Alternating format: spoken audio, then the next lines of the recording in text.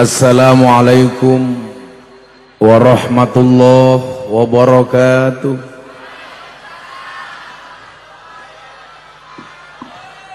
Alhamdulillahil qail a'udzu billahi samil alim minasyaitonir rajim.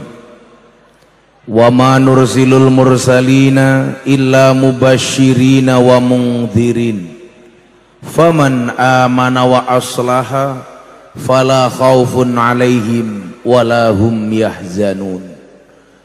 Allahumma salli wa sallim wa barik ala hadan nabiyil karim sayyidina wa maulana Muhammadin wa ala alihi wa ashabihil mujahidin at-tahirin. Rabbi israh li sadri wa yassir li amri wahlul 'uqdatam min lisani yafqahu qawli, amma ba'du. Hadratal muhtaramin, para masyayikh, para kiai, alim ulama, tokoh agama, tokoh masyarakat, para sepuh bini sepuh, takmir masjid, takmir musola yang saya muliakan, para pejabat yang berkenan hadir dalam semua tingkatannya, termasuk TNI Polri yang saya hormati, segenap panitia penyelenggara perayaan Grebek Maulid yang bertempat di Masjid Jami' Al-Ittihad Jatibarang Brebes yang saya banggakan. Bapak Ibu kaum muslimin wal muslimat, warga masyarakat Jatibarang rahimakumullah. Beli kacang bawang di pasar Minggu, ada gajah minumnya susu. Hai orang Jatibarang, apa kabarmu? Izinkan Gus Miftah mengucapkan I love you.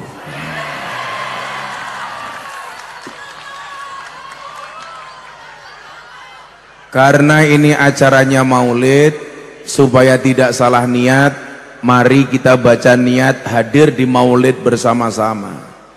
Bismillahirrahmanirrahim. Nawaitu an ahdura al-maulida mislama nawabihi aslafuna salihun wa biniyati ta'zimi syahri wiladatin nabi sallallahu alaihi wasallam wa biniyati ziyadatil iman wat taqwa wal mahabbah wal qurbi ilallah wa ilar rasuli sallallahu alaihi wasallam wa ila aslafina salihin. Al-Fatihah. A'udzu billahi minasyaitonir rajim. Bismillahirrahmanirrahim.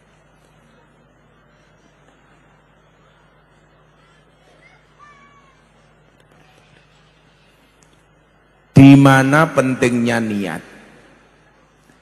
Imam Abu Dawud meringkas semua hadis Nabi itu hanya dalam 4 hadis. Yang pertama, innamal a'malu binniyat wa innamal likulli imri'in ma nawa. Ini adalah asas atau pondasi.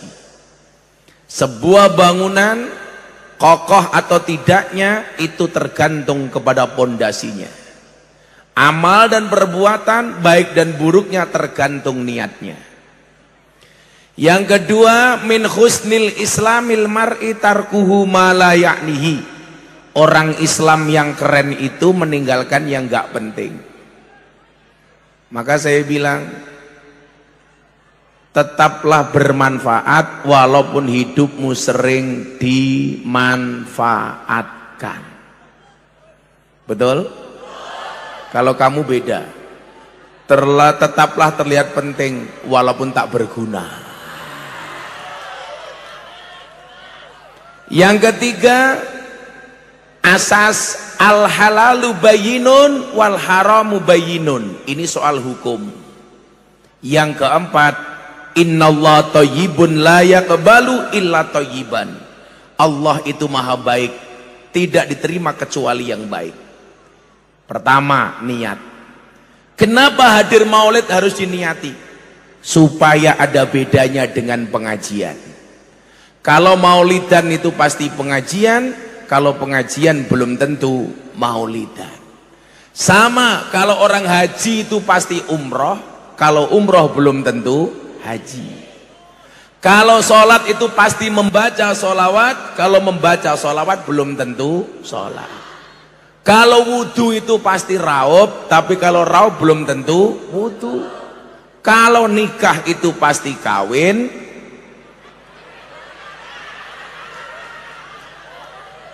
kalau kawin belum tentu. Kok kamu hafal? Makanya perlu diniatkan. Niatnya apa? Ini saya dapat ijazah niat dari guru-guru saya. Nawaitu, saya berniat an ahduro, untuk bisa hadir al maulida, di peringatan maulid. Pertanyaannya, kenapa harus hadir? Masa kita kalah sama Abu Lahab? Abu Lahab saja seneng Nabi lahir, masa kita nggak seneng?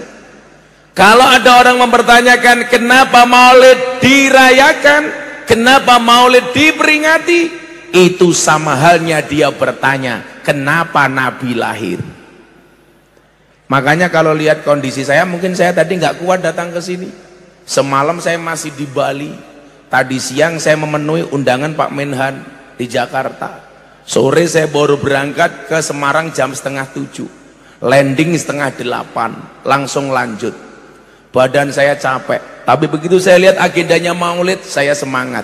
Disitulah saya sering mengatakan, manusia boleh berencana, tapi isi ATM yang menentukan.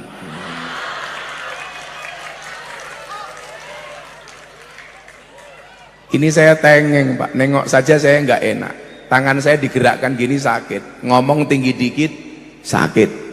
Tapi saya apresiasi, sebulan ini saya pengajian, ini kayaknya sound systemnya yang paling bagus. Makanya kenapa saya sering bilang, kan ini kono cangkeme ngopo ya. Itu orang di dalam masjid. Iki ya lucu-lucu temen, belangkone karo ndase gede ndase kepriye.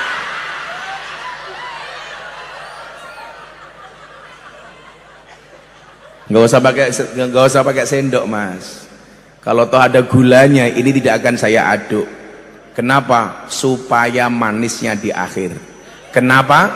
Karena kalau manisnya di awal sudah biasa, kayak cangkeme caleg kayak gitu.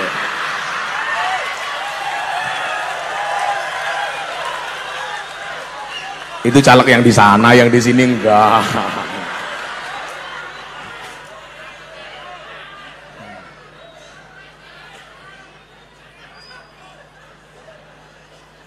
Kenapa saya bersemangat kalau hadir maulid?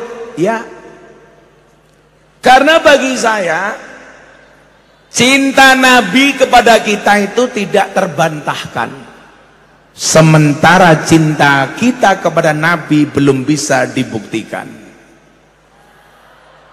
Ganti kono apa maning ya?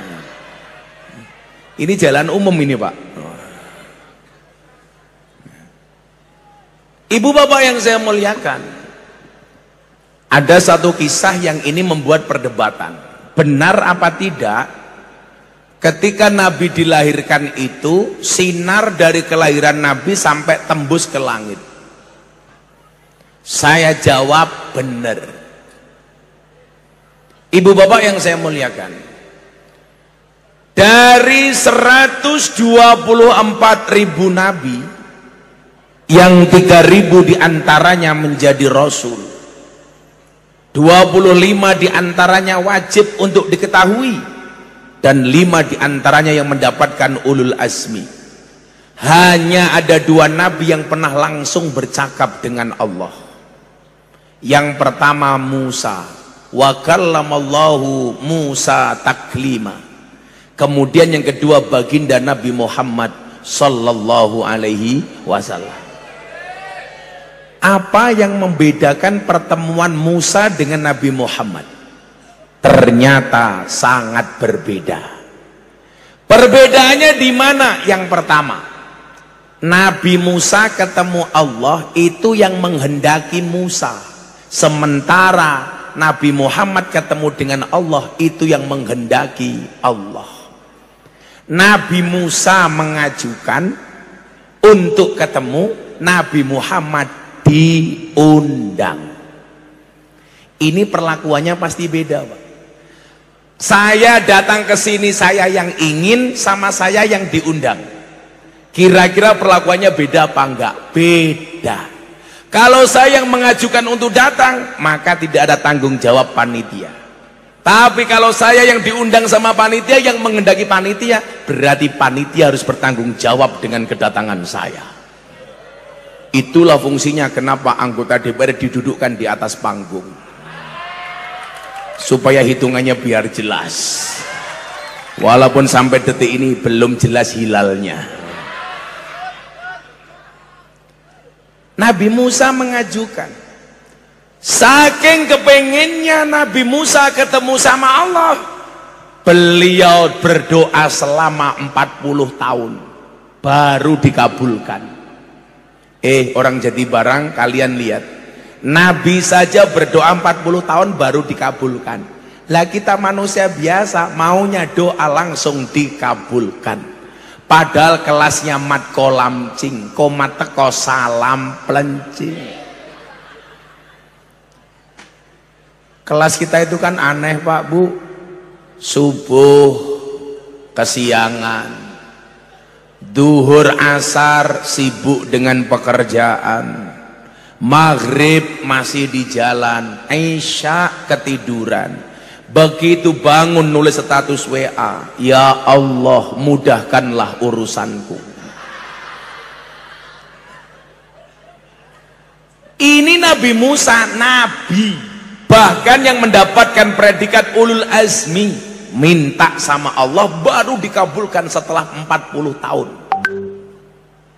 Makanya kalau dalam kitab hikam itu ada bahasa begini, la yamuddu ta'akhur amadil ata'i ma'al ilha'i fid du'a mujiban liya'sika fahuwa dumina laka al ijabah.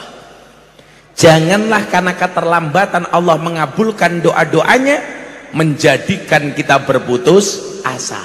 Kenapa kita nggak boleh putus asa? Dia Allah yang menjamin doa-doa kita dikabulkan.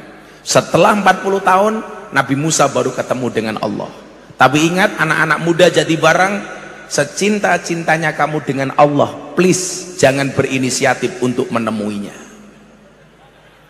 Modar bro, modar. Setelah 40 tahun Allah DM Nabi Musa. Musa, kamu pengen ketemu dengan aku Musa? Dijawab sama Musa, kamu nanya. Jelas-jelas 40 tahun pengen sowan Allah. Akhirnya Nabi Musa diperintahkan untuk datang ke Bukit Tursina. Nabi Musa lari, Bu, menyambut panggilan Allah. Musa datang. Musa langsung lari ke Tursina. Sampai Tursina, Musa naik bukit menggunakan sandalnya. Allah katakan kepada Musa, Musa copot sandalmu. Kenapa? Tempat pertemuanku dengan pertemuanmu, dengan pertemuanku dengan dirimu akan menjadi tempat suci. Kamu injak-injak bukit ini dengan kakimu. Apa yang membedakan dengan Nabi Muhammad? Nabi Muhammad membaca sejarahnya Musa.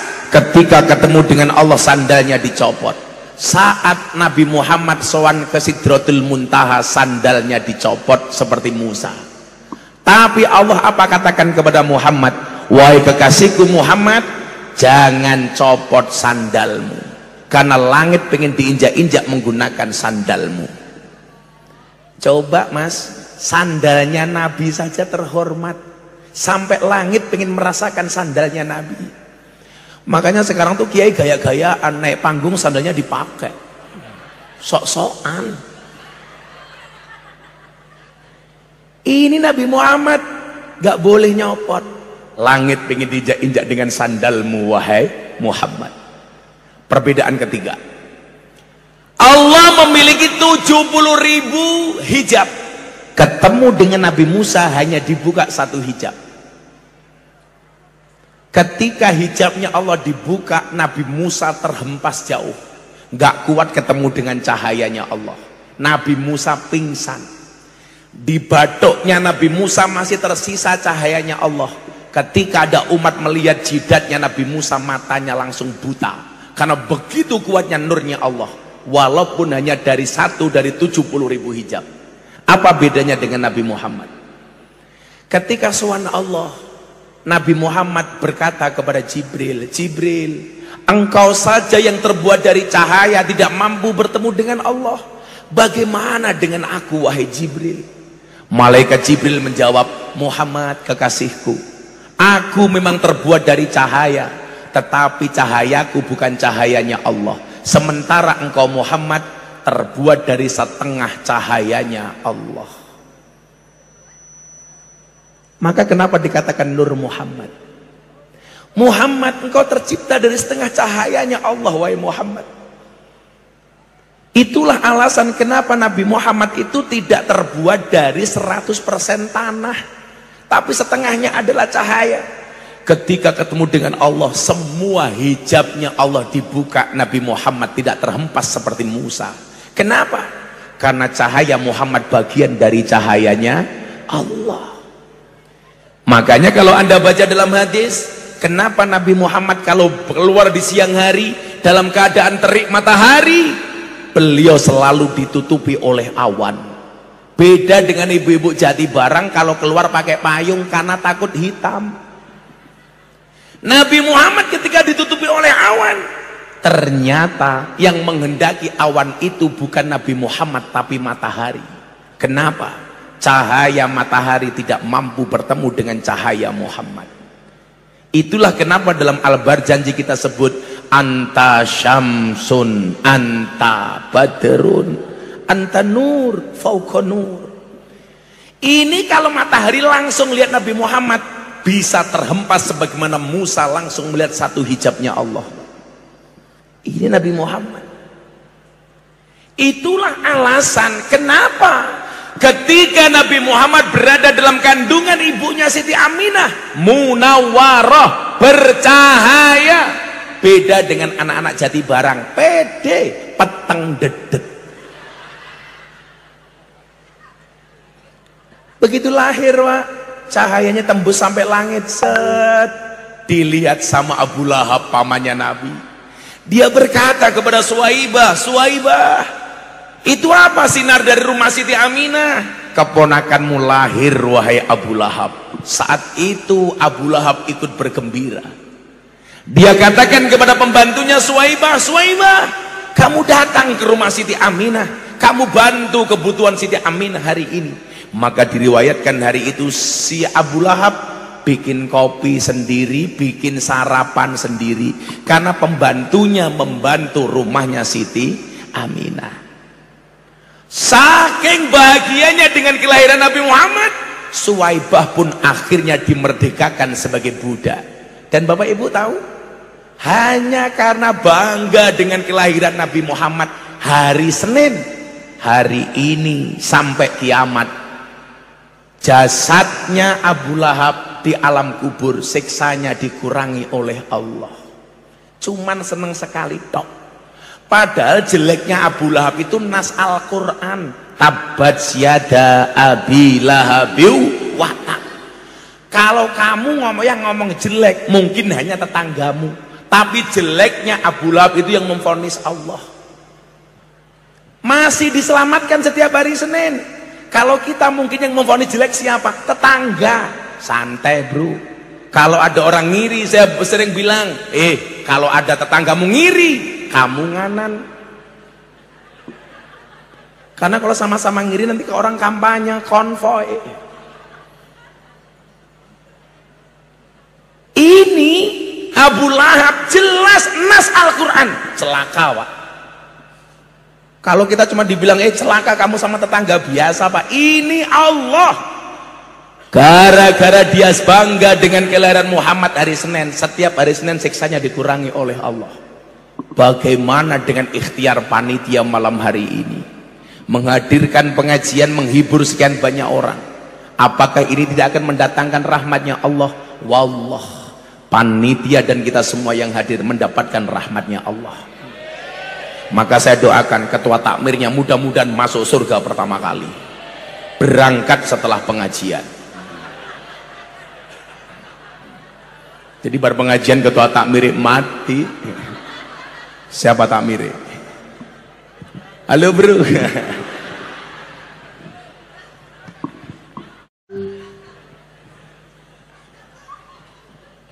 Nah, maka kemudian kita diingatkan, man anfaqa dirhaman ta'diman limaulidin nabi kaman anfaqa jabalan minad dhahab fi sabilillah. Barang siapa menginfakkan 1 dirham yang diniatkan untuk merayakan kelahiran Nabi, maka sebagaimana halnya dia berinfak gunung dari emas yang digunakan untuk perang fi sabilillah. Di Pasuruan itu ada kiai namanya Mas Subadar, punya ibunya bilang begini, kalau ada perayaan maulid, tolong cari suguhan yang paling istimewa, cari makanan yang enak-enak, cari buah yang enak-enak, cari suguhan yang spesial. Ketika ditanya, kenapa Bunyai? Yang kita rayakan adalah kelahiran manusia terbaik di muka bumi. Ibu, jenengan punya anak yang masa depannya nggak jelas saja lahir dirayakan. Apalagi ini orang yang sebelum dunia seisinya diciptakan nurnya sudah ada. Itulah alasan kenapa bayi dalam kandungan itu namanya janin. Janin itu artinya jan. Jan itu artinya gelap. Yang dimaksud gelap apa? Masa depannya ini besok mau jadi apa? Nggak ada yang bisa tahu, Mas. Bagaimana dengan USG, Gus? USG itu hanya melihat sebatas organ bayi. Iki kira-kira bayi ini duwe ndas apa ora? Lanang apa wadon? Titit apa tutut? Itu bisa dilihat melalui USG. Tapi apakah masa depannya jadi anggota DPR kayak Haikal, kayak Agung? Apakah masa depannya jadi takmir kayak belionya? Atau masa depannya menjadi penyanyi kayak Mbak Wafik Azizah? Itu nggak bisa dilihat melalui USG. Maka namanya jan gelap. Itu begitu lahir saja dirayakan, diadani. Di TikTok malah ada yang salah, bayi lahir disuruh ngadani malah bapaknya takbiran. Ayo Mas, diadani Allahu Akbar, Allah. Goblok aku.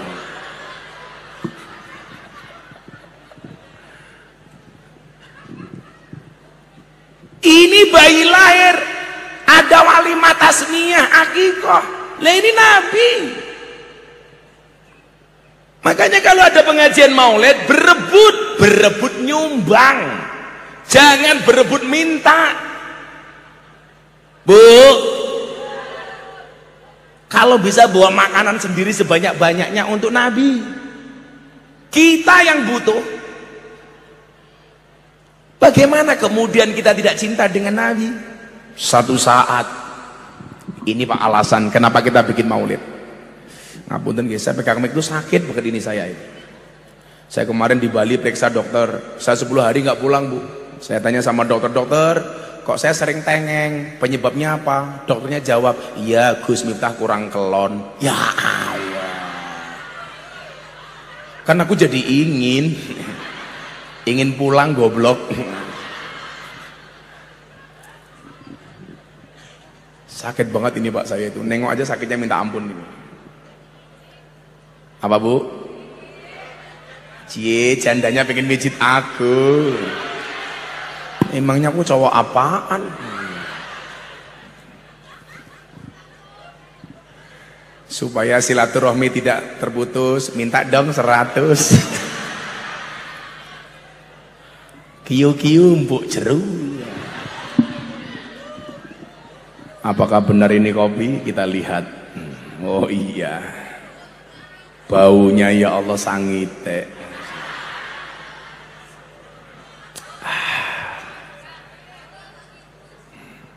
Apa? Kopi susu? Iya, kopinya diminum, susunya dilirik. Cangkem. Ini kopi kok kopi susu gimana? Satu saat ini membuktikan cintanya Nabi sama kita. Ini hadis berita bagus untuk orang yang amalnya pas-pasan kayak kita, Bapak Ibu. Nabi Muhammad khutbah. Pengajian zaman Nabi itu ada dua. Yang pertama namanya halakoh, yang kedua namanya jawiyah. Kalau pengajian umum di masjid secara besar itu namanya halakoh, dihadiri banyak orang. Kalau cuma di sudut masjid itu namanya jawiyah. Jawiyah itu artinya pojokan. Bagi Anda yang belum pernah berangkat ke Mekah ke Madinah, saya doakan mudah-mudahan segera dipanggil oleh Allah.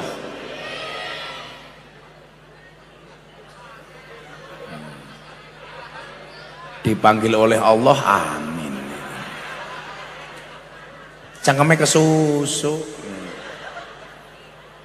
Segera dipanggil oleh Allah untuk ziarah Makkah Madinah, amin. Ini Nabi sedang khutbah di acara halakoh. Yang namanya khutbah itu yang satu ngomong, yang satu diam. Karena kalau dua-duanya ngomong namanya bukan pengajian, tapi omongan. Mungkin dari tadi ibu-ibu yang masih ngomong terus mungkin cita-citanya jadi ustadz, tapi nggak keturutan.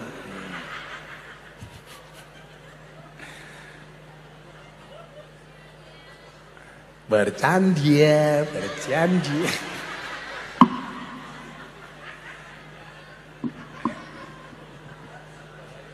Gak bahaya tahan. Yang bahaya itu kamu jomblo, malam Jumat bikin status malam sunah Rasul.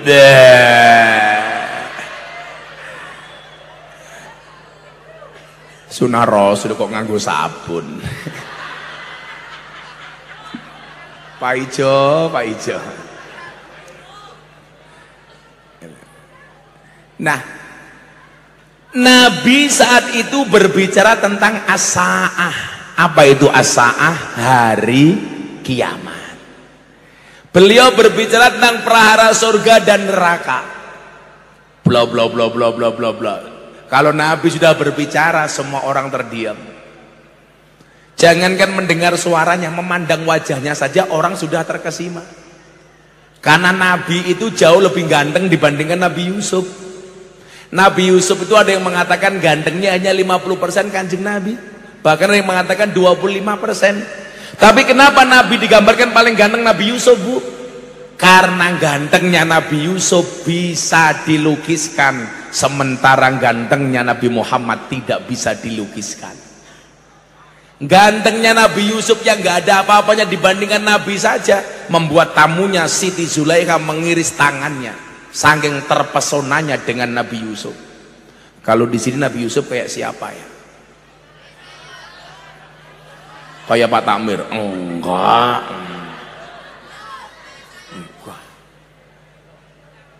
Kamu kayak Nabi Yusuf? Enggak mungkin. Nabi Yusuf itu saking gantengnya diperkosa. Kamu kok diperkosa? Enggak diperkosa bayi mapan nyoh kayak gini. Tapi saya baca kitab, ternyata ciri-ciri Nabi Yusuf itu rambutnya gondrong, persis kayak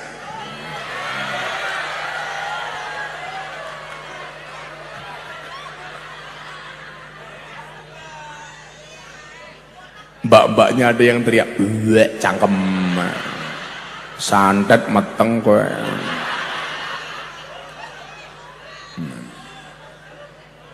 Nabi Muhammad khutbah, Pak, tentang kiamat. Di tengah-tengah beliau khutbah, ada orang Arab Badui interupsi, tanya kepada Nabi, ya Rasulullah, mata sa'ah. Kanjeng Nabi, dari tadi Anda berbicara kiamat. Pertanyaan saya, wahai Nabi, kapan kiamat itu datang? Nabi Muhammad mendengar pertanyaan ini, tapi beliau tidak berkenan menjawabnya. Nabi melanjutkan khutbahnya, Pak. Di tengah-tengah Nabi khutbah, orang Badui ini kembali teriak, "Ya Rasulullah, mata sa'ah." Kanjeng Nabi, Anda dari tadi berbicara kiamat. Kiamat itu datangnya kapan, wahai Nabi? Nabi mendengar tapi tidak menjawab. Untungnya Baduinya sopan, Pak. Memanggil Nabi dengan kalimat ya Rasulullah, bukan ya Muhammad. Ini sesuai dengan firman Allah dalam Al-Quran, la taj'alu du'a ar-rasuli bainakum kadu'a ibadikum ba'do. Kita itu nggak boleh memanggil Nabi sebagaimana kita mengambil teman-teman kita, nggak boleh. Allah itu memanggil nama Muhammad hanya dengan kalimat ya Muhammad, itu cuman sekali ketika di Sidratul Muntaha. Selebihnya Allah memanggil dengan sopan, ya Rasulullah, ya Nabi Allah, ya Muzammil, ya Mudassir, Yasin, Toha. Gak boleh jangkar. Makanya kenapa dalam hasanah ahlu sunnah, ketika kita membaca sholawat, Allahumma sholli ala Sayyidina Muhammad. MC saja tadi manggil kiai pakai bahasa al-mukarram. Untung bukan almarhum.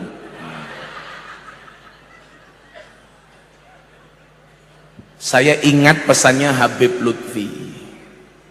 Saya itu besok pagi sebenarnya ada acara di Bandung, hari santri pemecahan muri. Tapi Abah Lutfi dawuh saya, "Le, jam 10 kamu besok sudah di Kanjus Sholawat Maulid Akbar." Oh siap, Bah. Kalau perintah guru yang lain pasti saya tinggalkan. Habib Lutfi bilang begini, gak usah berlebih-lebihan memberikan nisbat kepada kiai.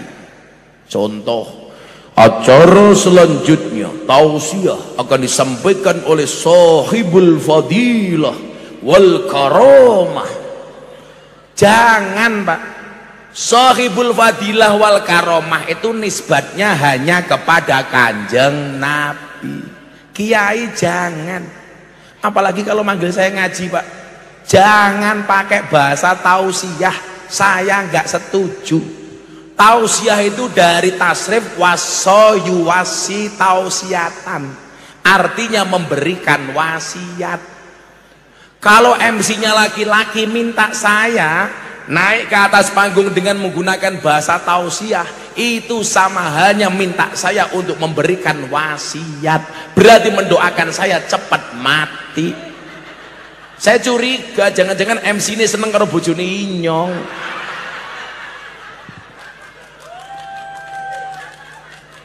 Jangan. Bahasa yang pas menurut orang Ahlus Sunnah apa, Pak? Ud'u ila sabili rabbika bil hikmah wal mau'idotil hasanah. Jadi kalau kiai disuruh ceramah itu bahasanya mau'idoh hasanah, bukan tausiah. Dan gak usah berlebih-lebihan. Kepada Gus Miftah waktu dan tempat dipersilakan. Sudah selesai. Apa pengen tambahin sohibul ya apa-apa. Kepada sohibul maksiyah Gus Miftah apa-apa. Atau kepada sahibul lonte Gus Miftah berapa-apa. Acara selanjutnya ceramah agama oleh sahibul lonte, bahasa berapa siapa ya? Sahibul telembok ya. Berapa-apa.